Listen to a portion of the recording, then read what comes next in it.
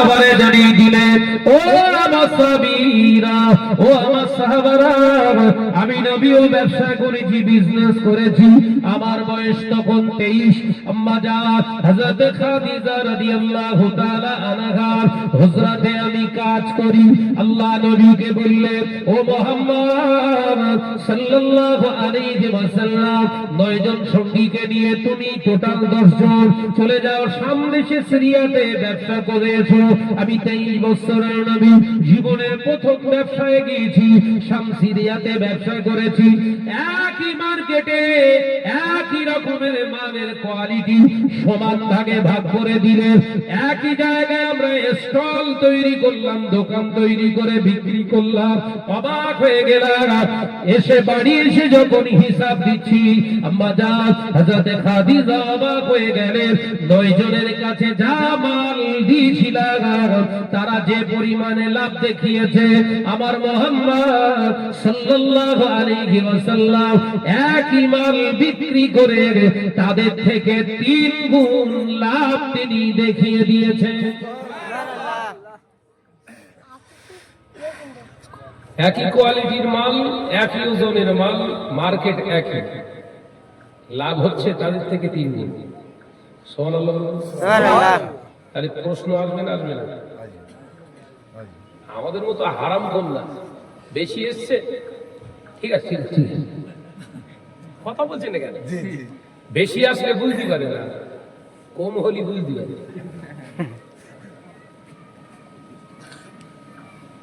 আমার আওয়াজ বোঝা যাচ্ছে তো? বিশ্বনবী সরকারে দো আলম হিসাব দিলেন, 9 ভাইয়ের থেকে রাসূলুল্লাহ লাভ কত অংশ বেশি? 3 গুণ বেশি। প্রশ্ন, আপনি এই এত লাভ তাদের থেকে কি করে করলেন? আম্মা জান হযরত খাদিজা রাদিয়াল্লাহু তাআলা আনহাকে বললেন, শুনেন, আপনি ভাববেন না আমি মানুষকে ঠকিয়ে ইনকাম করেছি, কারণ কিভাবে ঠকাতে হয় আমি মুহাম্মদ রাসূলুল্লাহ সাল্লাল্লাহু আলাইহি ওয়াসাল্লাম সেটা জানি না। একবার জোরে বলুন সুবহানাল্লাহ। তাহলে কি করে হলো? তার জায়গাটা দেখান, এই লাভটা কি করে এত? মাল একই, কোয়ালিটি একই, মার্কেট একই। আল্লাহ নবী মুচকে হেসে বললেন, ও খাদিজা শুনুন, তাহলে শুনুন, একই জায়গায় স্টল লাগিয়েছি, আমি বিক্রয় শুরু করে দিলাম। অবাক হয়ে গেলাম, অল্প সময়ের ভিতরে সবার থেকে খরিদ্দার আমার দোকানে বেশি এসে দাঁড়িয়ে যায়। আমি লক্ষ্য করে দেখলাম আমার ভাইদের সামনে কোনো খরিদ্দার নাই। আমার মনে কষ্ট হয়, আমরা একই সঙ্গে দোকান দিলাম, আমার সামনে এত খরিদ্দার আছে, তাদের সামনে খরিদ্দার নাই, মনে কষ্ট হলো। আমি মালের দামটা হাই করে দিলাম, একটু বাড়িয়ে দিলাম, যাতে করে আমার সামনে থেকে খরিদ্দার পালিয়ে গিয়ে আমার ভাইদের মালগুলো তাড়াতাড়ি নেন। দাম বাড়িয়ে দিয়েছি। অবাক হয়ে গেলাম, আমি অবাক হয়ে গেলাম। তারা আমার কাছ থেকে ততক্ষণ শুনলো না যতক্ষণ না আমার মাল শেষ হয়েছে। আর খরিদ্দার গুলো সব আমার মাল আমার কিনে নেওয়া হয়ে গেলে, মাল শেষ হয়ে যাওয়ার পরে এবার সমস্ত খরিদ্দারেরা আমার অন্য ভাইয়ের দোকান থেকে মাল নেওয়া স্টার্ট করেছে। আল্লাহ নবীর কথা শুনে আম্মা জান হযরতে খাদিজা রাদিয়াল্লাহু তাআলা আনহা বিস্মিত হয়ে গেলেন, অবাক হয়ে গেলেন। ওই সময় দেখতে পাওয়া যায় আরো 9 জন বণিক বলেছিলেন, বারহাত সত্য কথা বলেছে আমাদের ভাই আলামী, আমাদের ভাই নবী মুহাম্মদ রাসূলুল্লাহ সাল্লাল্লাহু আলাইহি ওয়াসাল্লাম যখন মাল বিক্রি করছিলেন, আমরা বসেছিলাম, অবাক হয়ে দেখছিলাম তিনি মাল দিয়ে উঠতেই পারছেন না, যতক্ষণ না ভাই মুহাম্মদ সাল্লাল্লাহু আলাইহি ওয়াসাল্লামের স্টলের মাল না শেষ হয়েছে। আমাদের বেচা কিনা শুরু করতে পারি না। এই জন্য লাভ বেশি হয়েছে। একবার জোরে বলবেন সুবহানাল্লাহ। তাহলে মালের রেট হাই করা যাবে কখন বলেছি? খরিদ্দার যখন বেশি মালের রেট হাই করা যাবে যদি এই একই দোকান পাশের দোকান থাকে, একই মালের দোকান পাশে আছে কিন্তু তার কেনা বেচা হচ্ছে না, তখন বলেন যায়। কথা বলতে পারলাম না বোধ হয়।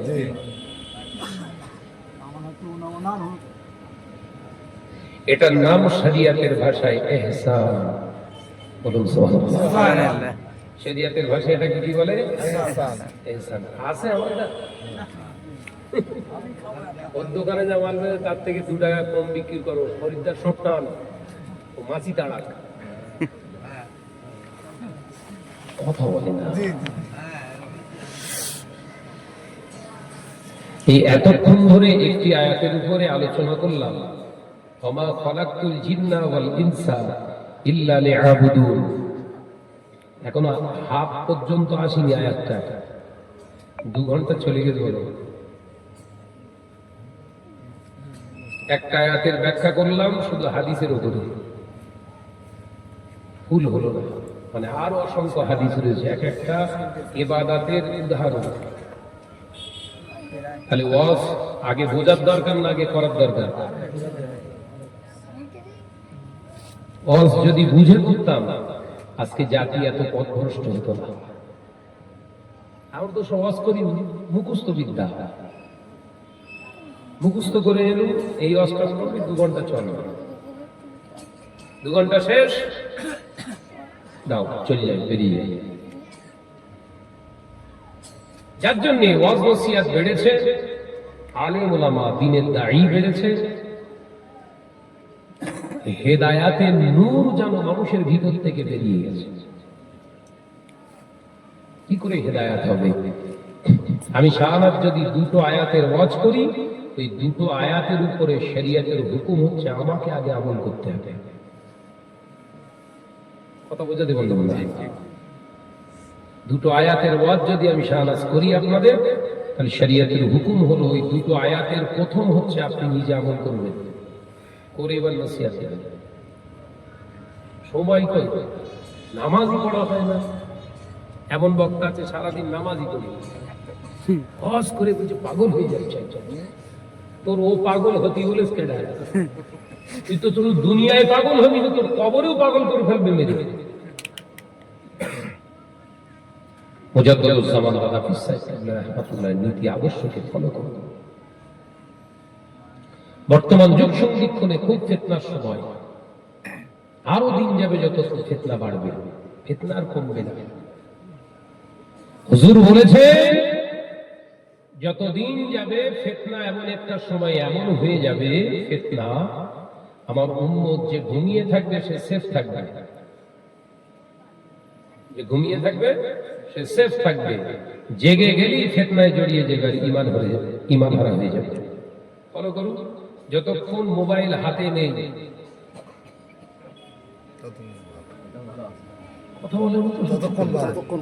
যতক্ষণ ঘুমিয়ে আছেন মোবাইল নেই, আপনি সেভ আছেন। জেগে গেলেই শিওরের কাছ থেকে আগে মোবাইল টেনে দেখতে, ঘড়ি দেখলে হতো, দেখতেছে নতুন কি এসছে, শুরু হয়ে গেল। আল্লাহ পাক আমাদেরকে বোঝার তৌফিক দেন।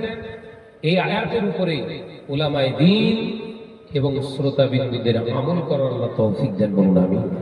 জোরে বলি আল্লাহুম্মা আমিন। বাবাজি, এখান থেকে আমি যাব অনেক দূর, তাদের একটা টাইম দেওয়া রয়েছে। যদি সেই টাইমের ভিতরে না যেতে পারি, লেট করে যাওয়া মানে আমি নিজেকে ঘৃণা করি। কোন স্টেজে যদি লেট করে উঠতে হয়, আমার মনে হয় আমি আর জলসা নেব না। এটা ছোট থেকে আমার অভ্যাস, মানে যখন থেকে আমি ওয়াজ নসিহত শুরু করেছি তখন থেকেই এই জায়গাটা। আর যেখান থেকে আমি মানুষ হয়েছি, আল্লাহ মানুষ করেছে আমাকে। আমার পীর হচ্ছে বাংলা আসামের হাজী মুফতি আদম, বাংলা আসামের হাদি মুফতি আজম মির্জা হুজুর পীর কেবলা রাহমাতুল্লাহ আলাইহি। তিনি এই আদর্শ শিক্ষা দিয়েছেন, জীবনে কোনোদিন মানুষের সঙ্গে ছয়চতুরি করবি না, হকের উপরে থাকবি। দুনিয়ার মানুষ তোকে সম্মান করুক আর না করুক, আল্লাহ তোর সম্মান দেবে। একবার জোরে বলুন সুবহানাল্লাহ। হুজুর কেবলার সেই নসিহতটা নিজের জীবনে ধারণ করে চলার চেষ্টা করি। আসুন